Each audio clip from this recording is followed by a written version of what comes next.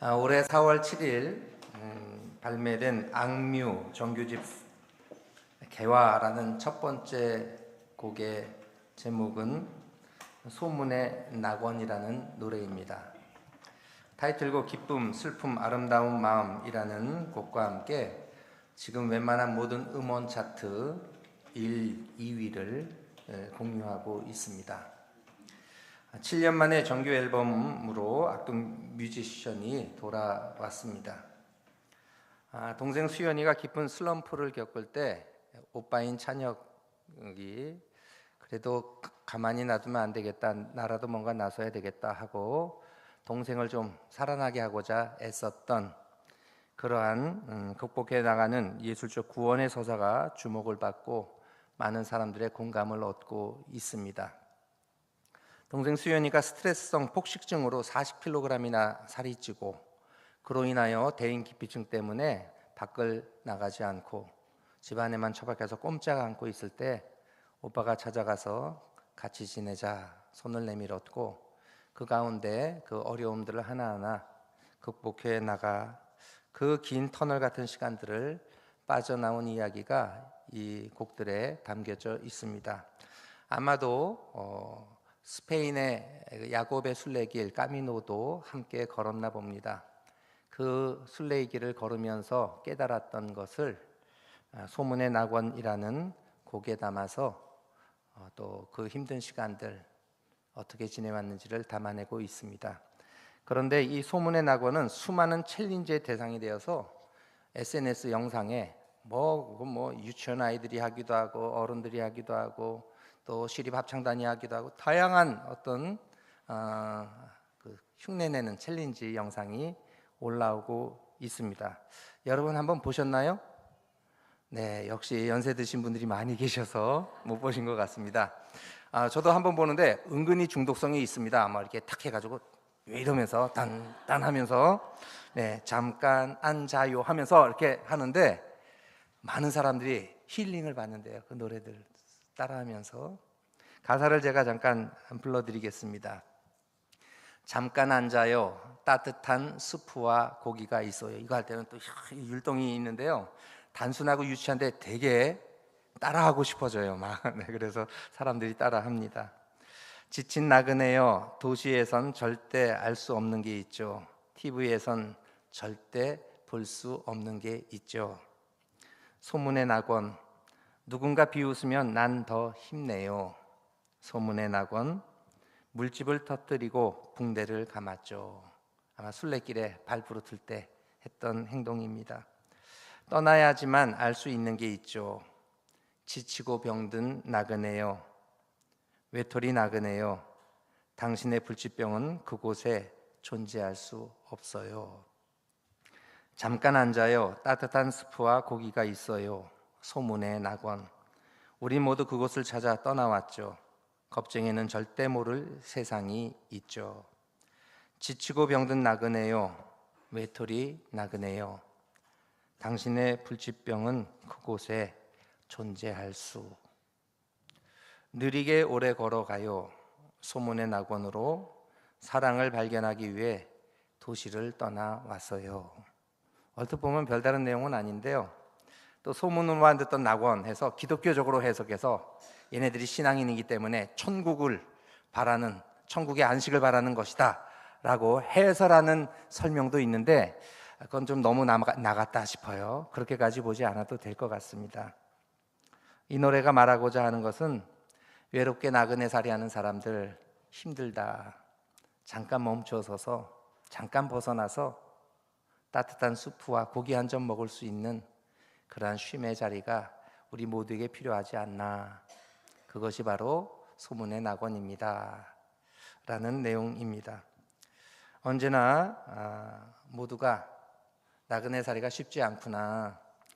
별다른 내용도 아닌 것 같은데 많은 사람들이 이렇게 호응하는 걸 보니까 다들 따뜻한 수프와 고기 한 점 먹을 수 있는 그러한 쉼의 자리가 필요하다라는 생각을 갖습니다. 오늘 설교 본문인 시편 62편은 다윗의 시입니다. 그런데 다윗도 지쳐 있습니다. 특별히 많은 사람들과의 관계 속에서 이런저런 다양한 사람들을 만나는 가운데 자신을 공격하고 자신을 헌담하고 또 대적하는 수많은 사람들을 만나면서 힘들어합니다. 여러분, 왕의 자리에 오르기까지 얼마나 힘들었겠어요. 또 왕의 자리에 있으면 그 권력 속에서 절대적인 평안함이 있나요? 아닙니다. 수많은 이런저런 소리를 들어야 하고 그 속에서 괴로움을 겪습니다.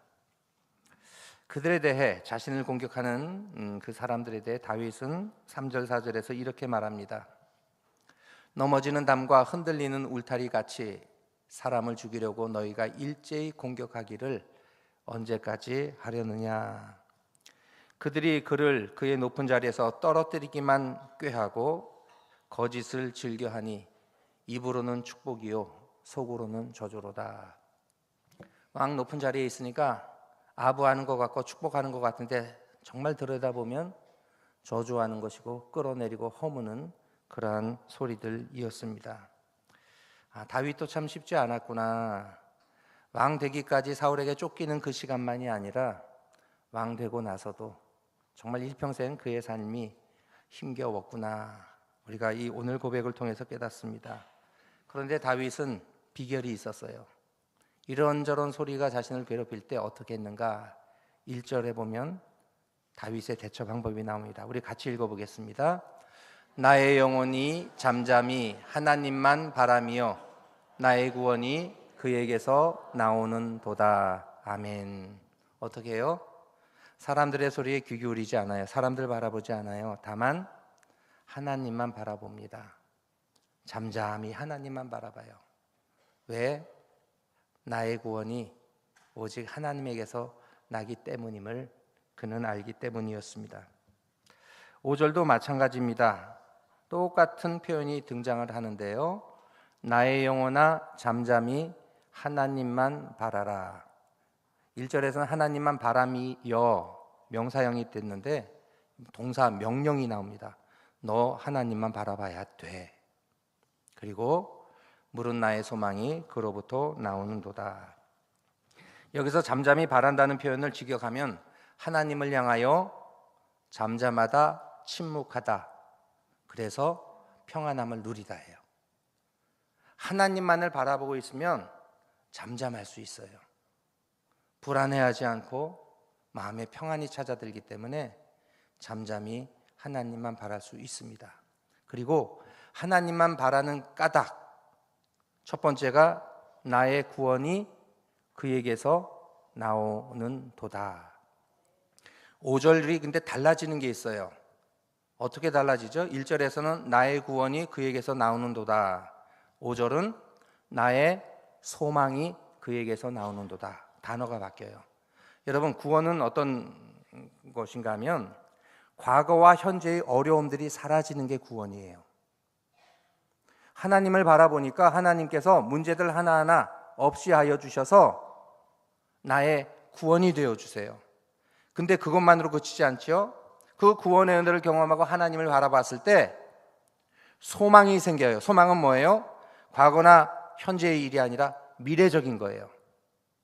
앞을 바라보고 소망을 가지고 기대를 안고 앞으로 나아갈 수 있게 해 주십니다. 어느 교회가 갈등으로 나뉘었습니다. 원로 목사님 쪽과 새로 부임한 담임 목사님 쪽으로 나뉘어 다퉜어요. 서로 심한 말이 오고 갔습니다. 결국 담임 목사가 교인들을 데리고 나가 개척을 했습니다. 이 과정에서 대리당회장을 맡은 목사님께서 양측을 중재하는데 참으로 안타까움이 들었답니다. 그리고 저하고 대화하는 중에도 이런 말씀을 하세요. 이분들에게 과연 하나님은 자리하고 계실까? 이런 말들을 주고받을 때 그들이 하나님을 의지하고 하나님을 바라보고 이런 일을 벌일 것일까? 이 갈등과 문제를 대할 때 사람을 보지 않고 각자 하나님을 바라본다면 이게 풀릴 텐데 왜 하나님은 바라보지 않고 서로 으르렁거리며 상대방을 바라보면서 저렇게 싸우고 다툴까? 너무 안타깝습니다. 이런 말씀을 하시더라고요. 여러분, 비단 그 교회만의 문제가 아니죠. 우리 삶도 마찬가지입니다. 여러분, 누구를 바라보고 계십니까? 특별히 문제가 있을 때, 갈등이 있을 때 여러분은 누구를 바라보십니까? 사람을 바라보면 결코 해결되지 않습니다. 사람 바라보면 더 열만 나요. 마주보고 우르렁댈 뿐입니다.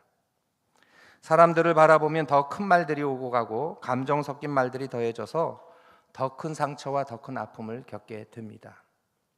그럴 때일수록 잠잠히 하나님을 바라보아야 합니다.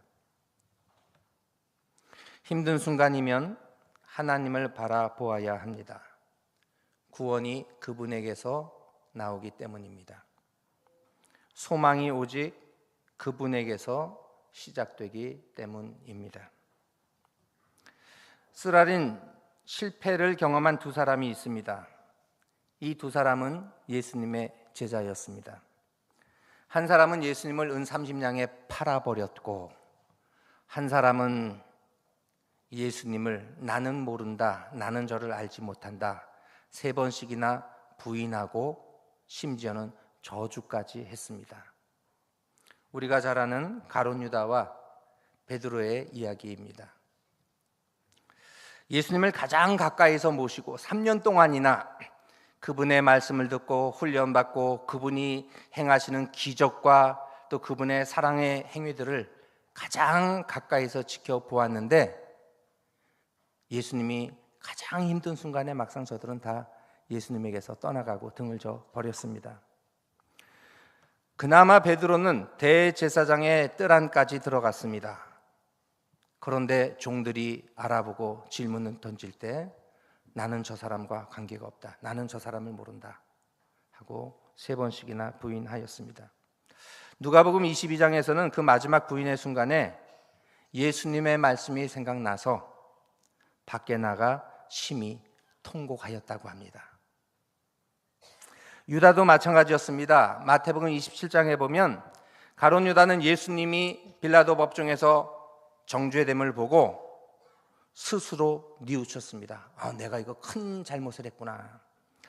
은 30을 다시금 대제사장들과 장로들에게 도로 갖다 주면서 자신이 무죄한 자의 피를 흘려놓으라고, 내가 잘못했노라고 이제 좀 바꿔 물으자고 이렇게 이야기를 건넵니다. 하지만 저들은 이제 소용없다, 다 끝난 일이라 우리는 알 바 아니다 하고 가룟 유다의 제안을 거절합니다. 은을 성소에 던져놓고 물러가 스스로 목매어 죽었습니다. 베드로도 통곡하였고 가룟 유다도 스스로 뉘우쳤습니다. 근데 결과는 전혀 달랐어요. 베드로는 회개하고 돌이키고 사도로 주님을 위하여 마지막 죽음의 순간까지 헌신하며 초대교회를 세워갔고, 반면에 유다는 뉘우침이 스스로의 생명을 끊는 자결로 끝이 나 버렸습니다. 여러분, 이 두 사람은 둘 다 뉘우치긴 했는데 결과가 전혀 달랐어요. 무엇이 차이가 있었을까? 누가복음 22장 61절로 62절의 말씀을 살펴보면 이 이야기가 좀 더 나옵니다. 약간 많이 더워하시는 분들이 계신데 에어컨 좀 틀어주시면 좋겠습니다. 누가복음 22장 61절에 보면 주께서 돌이켜 베드로를 보시니, 베드로가 3번 부인하는 순간 새벽 닭이 웁니다. 그리고 이어지는 말씀이에요. 주께서 돌이켜 베드로를 보시니, 베드로가 주의 말씀 곧 오늘 닭 울기 전에 내가 3번 나를 부인하리라 하심이 생각나서, 여기서 중요한 표현이 나와요. 주님이 베드로를 보시고 베드로도 예수님을 봤어요. 멀찍이서 눈이 마주쳤어요. 또한 그 순간 베드로가 주님의 말씀이 생각이 났어요. 그리고 62절 밖에 나가 심히 통곡하니라. 아이고 내가 잘못했구나 하고 통곡합니다. 예수님을 보았어요. 깨달았어요. 주님의 말씀이 떠올랐습니다. 말씀대로 내가 3번 부인했구나. 그런데 그것 때문에 애통해하며 통곡하는 순간이 있었지만 바로 예수님께서 하신 말씀이 떠올려졌을 때 또 다른 말씀도 떠올려졌을 것입니다. 예수님께서 앞서 베드로의 배반을 예고하실 때, 부인을 예고하실 때 베드로를 향하여 하신 말씀이 있습니다. 같은 장 31절에 보면 시몬아 시몬아 보라 사단이 너를 밀가부르듯 하려고 요구하였으나, 그 다음 중요한 구절이 나와요. 그러나 내가 너를 위하여 내 믿음이 떨어지지 않기를 기도하였노니 너는 돌이킨 후에 내 형제를 굳게 하라. 너는 돌이킨 후에. 아마 통곡하면서도 이 말씀이 떠올랐을 거예요. 왜? 주님을 바라보니까 말씀이 떠올라지고 내가 여기서 끝나면 안 되는구나 하는 귀한 깨달음이 주어졌습니다. 예수님께서는 부활하신 후에 갈릴리 호숫가에서 아침 식사를 준비하시고 제자들을 또한 먹이셨습니다. 조반을 준비하시고 먹이실 때 특별히 베드로를 향해서 3번이나 다시금 확인하셨어요. 뭘 확인하셨죠? 베드로, 내가 나를 사랑하느냐? 그리하면 내 양을 먹이라. 3번씩이나 대화가 오고 가면서 반복합니다. 3번 부인했던 것을 씻어주시고자, 너 나 사랑하지? 네, 주님 사랑합니다. 너가 정말 나 사랑하지? 네, 사랑합니다. 그럼 내 양을 먹이라. 마지막에 정말 내가 나를 사랑하니 물었을 때 베드로가 뭐라고 대답합니까? 마지막엔 내가가 아니라 주께서 내가 당신을 사랑하는 줄 아시나이다. 이제 입장이 달라지는 거예요. 그전에는 뭐예요? 내가 나를 3번 부인하리라 할 때는 당장 나서서 뭐라고 말했죠? 다른 사람은 다 버려도 저는 끝까지 주님을 따를 것입니다. 내가 따를 것입니다 했는데, 이제는 한 번의 그 실패와 아픔 속에서 성장했어요. 주께서 하십니다. 주님이 하십니다. 관점이 바뀌었어요. 반면에 자기 중심성을 버리고 이제는 주님께로 시선을 고정하였는데, 가룟 유다는 스스로 뉘우칠 뿐이었습니다. 그런데 스스로 뉘우치고 자신만을 집중했어요. 그것은 자책으로 끝납니다. 주님을 바라보고 주님의 말씀을 생각하고 주님께 나아가고자 했어야 되는데 그냥 자기 반성으로 끝났어요. 그리고 그 반성 속에 세상적인 방법으로 뭔가 풀고자 합니다. 여전히 자신의 방법으로 사람들과 해결하려 했습니다. 대제사장들과 장로들과 협상하며 다시금 돈을 물어냈지만 그 협상이 성공했나요? 아니요, 실패했어요. 사람하고 풀려고 하니까 이게 안 풀리는 거예요. 여러분, 자신에게 집중할 때 절망만이 찾아듭니다. 사람들이 좀 해결할까? 사람들에게 다가갈지라도 여러분, 해결되지 않습니다. 하나님께, 주님께 집중하고 주님을 바라보아야 합니다. 그래서 다윗은 말합니다. 나의 영혼아 잠잠히 하나님만 바라라. 그에게서 나의 구원이, 나의 소망이 나오는도다. 여러분, 너무 사람 의지하지 마세요. 심지어 내가 이러니까 하고 나 자신을 의지하지 마세요. 여러분, 어느 정도는 내가 커버할 수 있을 것 같지만 정말 중요한 것들은 내가 어찌할 수 없어요. 가장 가까운 사람들, 내게 힘주는 사람들, 하나님께서 그 사람들을 통해 나를 위로하게 하셨지만 정말 절망적이고 답답한 그 순간에는 그들도 내게 도움이 되지 못합니다. 오직 하나님만 바라라. 2절과 6절에 다윗은 고백하는데 2절 말씀 우리 같이 읽어보겠습니다. 오직 그만이 나의 반석이시요 나의 구원이시요 나의 요새이시니 내가 크게 흔들리지 아니하리로다. 아멘. 여기서 참 은혜되는 단어가 있는데요, 크게라는 말이에요. 하나님만 바라며 하나님이 나의 구원이십니다. 그 하나님을 바라보는 나의 인생 크게 흔들리지 않습니다. 이렇게 고백하는 거예요. 다시 말하면 뭐예요? 흔들리긴 흔들려요. 사람인지라 흔들리는 거예요. 그런데 그렇게까지 크게 흔들리지 않고 좀 견딜만 하다고 고백합니다. 그리고 6절에는 크게라는 말이 빠져요. 내가 흔들리지 아니하리로다. 그 믿음 위에서 주님께서 붙잡아 주시는 겁니다. 하나님을 바라보는 과정 속에 흔들림이 결국에는 사라집니다. 하나님을 바라보는 인생들에게 어려움과 고통이 사라지는 건 아니에요. 하나님을 바라보지만 여전히 괴로움과 고통은 주어집니다. 그런데 감당할 수 있는 힘이 생겨요. 우리 예수님만 보아도 마찬가지입니다. 히브리서 11장은 믿음장이에요. 믿음의 사람들이 어떻게 그 어려움들을 극복했는지 소개가 됩니다. 믿음으로. 그리고 12장에 넘어가면 그 믿음을 우리가 어떻게 가지고 나아가 믿음의 경주를 해야 하는지 방법이 소개가 되고 있습니다. 자, 1절 보시면 이러므로 우리에게 구름같이 둘러싼 허다한 증인들이 있으니 그 믿음의 선진들이 있으니 모든 무거운 것과 얽매이기 쉬운 죄를 벗어버리고 인내로서 우리 앞에 당한 경주를 하며 무거운 것들을 벗어 던지고 경주해야 돼요. 경주는 달리는 거죠. 사도 바울은 믿음의 삶을 경주하는 것이라고, 달리는 것이라고 언제나 고백합니다. 경주할 때 여러분 중요한 게 있죠. 빙빙 돌아가면 안 돼요. 어떻게 가장 일직선으로 앞을 향해 달려가야 합니다. 그런데 달려가더라도 목표점을 바라보고 어떻게 달려야 돼요? 끝까지 최선을 다해 달려야 합니다. 지난주 뉴스에 보니까 4월 19일 미국 델라웨이에서 마라톤 대회가 있었습니다. 1등으로 한참을 앞서서 달리던 선수가 마지막에 골인 지점을 앞두고 아무도 안 쫓아오니까 여유롭게 두 팔을 벌리면서 속도를 줄였어요. 한 100m 앞까지도 한 30m, 40m가 떨어져서 2등이 달리고 있었는데 그 2등이 이를 악물고 달립니다. 정말 100m를 달리듯이 달려요. 경기가 어떻게 됐을까요? 1초 차이로 뒤집어졌어요. 저 검정색 입은 선수가 정말, 제가 일부러 또 동영상 캡처해서 오른쪽에 있는데요, 오른쪽 보시면 저 작지만 끝에 보면 피니시 지점이 있어요.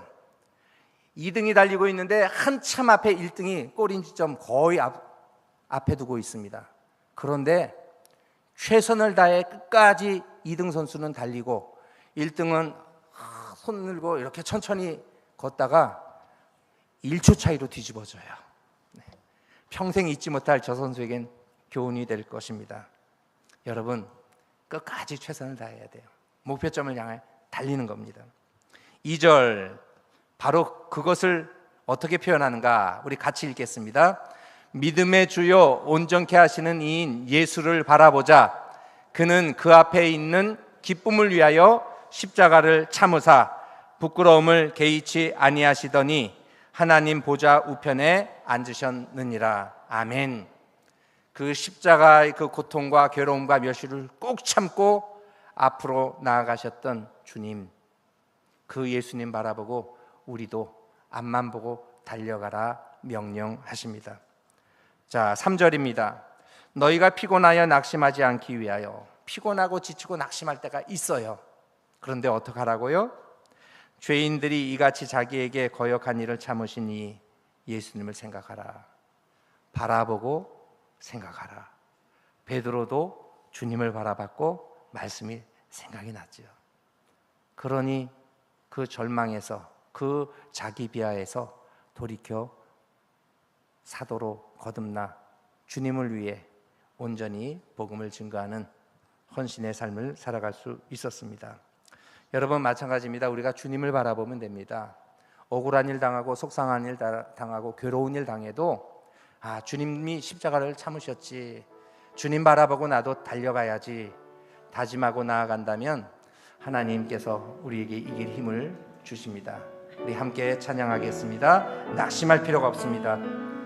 괴로울 때 주님의 얼굴 보라. 평화의 주님 바라보아라. 세상에서 시달린 친구들아, 위로의 주님 힘이 없고 내 마음 연약할 때, 힘이 없고 내 마음 연약할 때 능력의 주님 바라보아라. 주의 이름 부르는 모든 자는 힘주시고 늘 지켜주리. 손들고 찬양합니다. 눈을 들어 주를 보라. 내 모든 염려 주께 맡겨라. 슬플 때에 주님의 얼굴 보라. 사랑의 주님 안식 주리라. 아멘. 주님 안식 주십니다.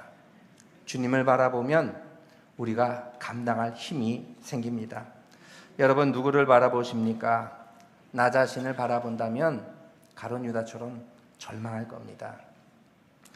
자신보다는 주님을 바라보십시오. 그럼 베드로처럼 말씀이 생각나고 다시금 일어설 수 있고 다시금 헌신할 수 있는 용기와 힘을 얻습니다. 사람들도 너무 믿지 마십시오. 다 연약한 존재입니다. 여러분 옆에 있는 분 식구들 서로 위로가 되기도 하지만 오히려 서로 실망이 되고 속상할 때가 있잖아요. 여러분 앞에 있는 목사도 너무 믿지 마십시오. 네, 제가 아무리 잘해도 여러분 실망이 되고 아쉬울 때가 있으실 거예요. 사람 바라보지 마시고 주님 바라보셔야 합니다. 7절 말씀, 하나님을 잠잠히 바라보았던 다윗은 고백합니다. 우리의 고백을 담아 함께 고백하겠습니다. 나의 구원과 영광이 하나님께 있으며 내 힘의 반석과 피난처도 하나님께 있도다. 아멘. 그리하여 괴로울 때 주의 얼굴 보라의 구약 버전인 시편 62편 1절로 우리가 말씀을 맺고자 합니다. 우리 1절만 함께 다윗의 고백을 나의 고백으로 삼아 하나님만 바라보겠습니다. 고백하며 찬양합니다.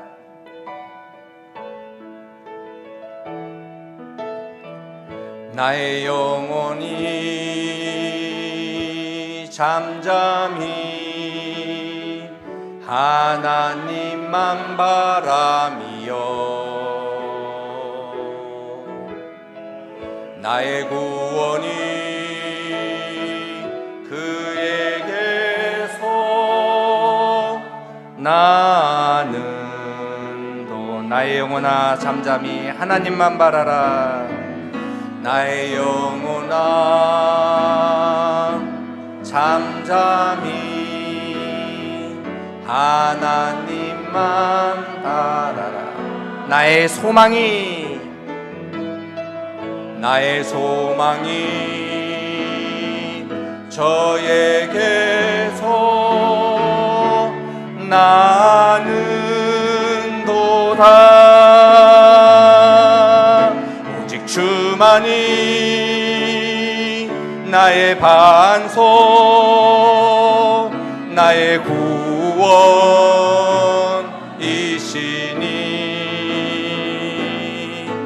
오직 주만이 나의 산성 내가 요동치 아니하리. 아멘. 내가 요동치 아니하리. 하나님만 바라보는 인생 속에 요동함이 없는 굳건한 소망이 되시고 구원이 되시는 주님만을 신뢰하는 여러분들 되시기를 주의 이름으로 축원합니다. 기도하겠습니다. 하나님 아버지, 사람을 바라보면 실망스럽습니다. 잘하다가도 이런저런 실망과 또한 낙담을 가져다 줍니다.